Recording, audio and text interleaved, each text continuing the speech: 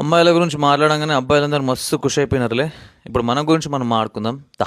So ఇప్పటి వరకు అమ్మాయి లక్షణాలు లేకుండా ఎట్లా పడితే అట్లా అడ్డంగా బిహేవ్ చేసే అమ్మాయిల గురించి మనం మాట్లాడినాం. ఇప్పుడు మగతనం అంటే ఏందో తెలియకుండా మొగ్గేసుకొని పుట్టంగానే ఇక నేను మొగోని అని ఫీల్ అయిపోయే సో కాల్డ్ మొగోళ్ళ గురించి మాట్లాడదు. అసలు మీరు ఏమనుకుంటారో నాకు అర్థం కాదు. ఇప్పుడు ఒక అమ్మాయి మీ పక్కన నిలబడంగా టంగుమని చెప్పి మీకు లోకటి ఏదో అయిపోయి మీ మొగ్గ టక్కుమని లేవగానే అని అమ్మ నేను మొగోని, నా దగ్గర అది ఉంది, నా దగ్గర ఇది ఉంది అని ఫీల్ అవుతురా. అది కాదురా మగతనం అంటే.